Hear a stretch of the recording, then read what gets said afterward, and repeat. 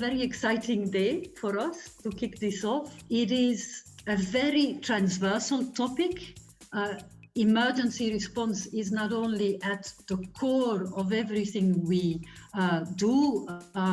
So in that sense, it should also be everybody's business, no matter where we are sitting in the organization. The question of how do you access populations in the changing environment, whether that be through internal, external, contextual, environmental factors. How do you ensure that we can get the best access to the people in need? How do we look at concerns that were either real or perceived in OCG today around potential loss of culture of emergency response? Does our structure, whether it be HQ or project, respond to our best needs in emergencies?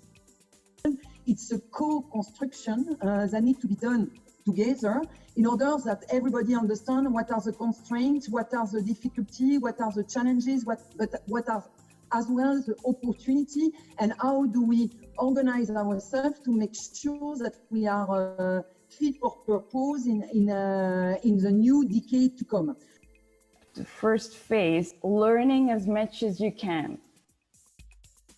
And on the other hand, we know that the world is actually changing very, very quickly, and in some respects in a very frightening way.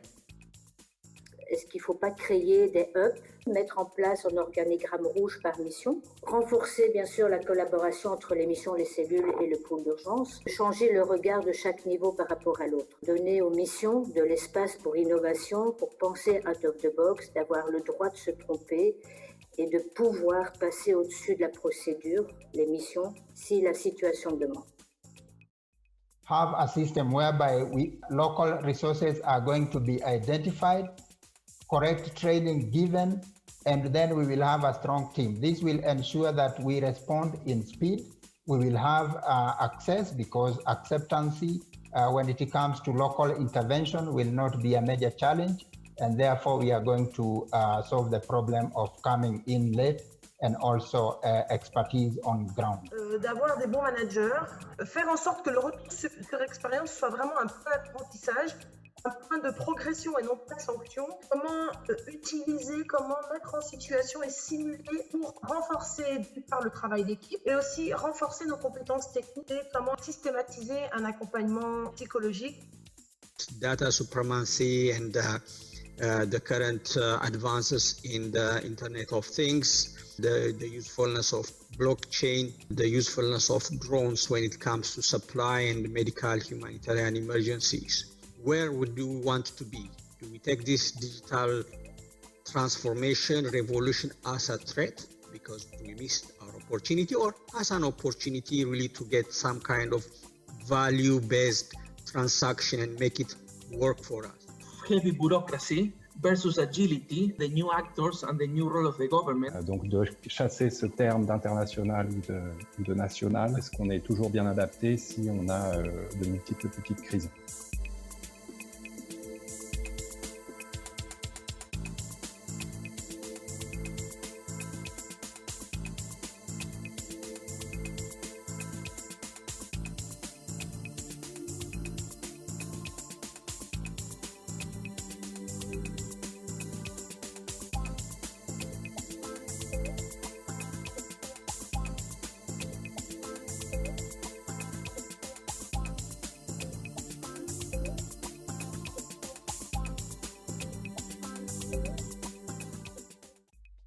We discussed that we need to set emergency preparedness as a priority at all levels.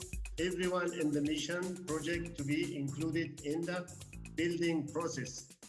For emergencies, we need multidisciplinary staff who have the right knowledge gained through training, academics or first-hand experience, but also the right mindset. Le premier gros travail à faire serait de cartographier les compétences, les aptitudes dans le sens où les gens ont envie aussi de faire de répondre à des urgences. We have this idea of creating communities of practice. We need to capitalize and implement these ideas. If we want to have the proper mindset for emergency response, we need to work on a change in the culture. It's a reinforcing a culture of autonomy. Work at regional level and go at an intersectional approach to work with other sections that are in the region.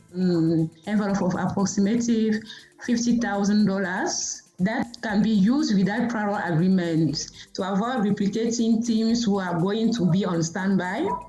We give the skill to the local team to respond to the small emergencies that are explained, and draw upon the right organigram a list of staff in the mission who are ready to be deployed thanks to reserve list. That we should not rush to close projects, reassess correctly to see what we want to do, and really involved as well all the local authorities, other actors. And if we want to close, ensure that we do it to reach a success, but not to do it bad and dirty. Summary, key points and next steps. So loud and clear, a message came through about the strategic importance of acute emergencies in OCG. The notion of trust, the right to try. The question of autonomy comes up. Clearly that notion of decision trees or delegation of authority. So then we get to the notion of a community of practice. Two components. The first one here is the community of practice, the people, who's inside it, and then the content.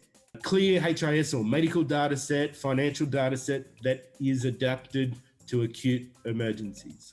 But it's about in every single mission, how can we ensure that we have the basics in place that if there's an emergency to respond, the proposals come through is that creation of an emergency unit at the HQ. With regard to this front office versus this back office, I do think that we all agree we don't want to have a kind of parallel OCG group that is managing all the acute emergency when the rest of the house is managing the regular. So we really want to have this culture of everybody is sensitized to acute emergency, to have this movement of people back and forth in order to really as well increase and scale up this culture of acute response.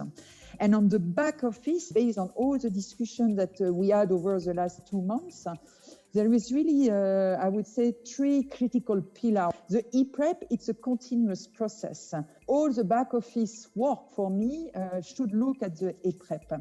The other things, it's we need to take key moment to review what we are doing. And you need somebody that is doing this mirror effect from the background, but for that you need an external person, and I fully support what has been said before. And the third element for me, which is really across all the different feedback that has been done, is the HR. HR at local level, HR at coordination level, HR at regional level, HR at HQ level. So, and we need to have this type of balance between that in order to create a bigger group, a bigger appropriation of emergency acute response by the whole organization.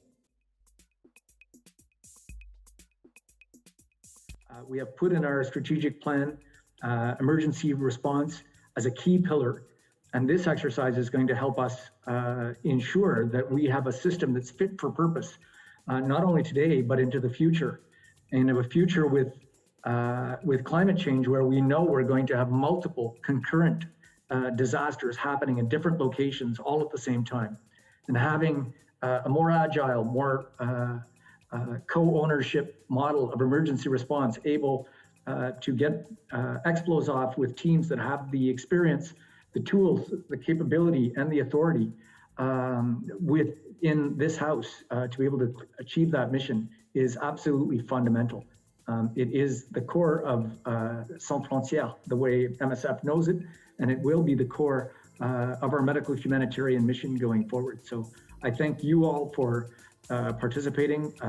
Matt, the steering committee, our external facilitators. It's been an amazing initiative and very rich discussion groups. And I'm looking forward, as much as I'm sure you are, to the results from all of this work.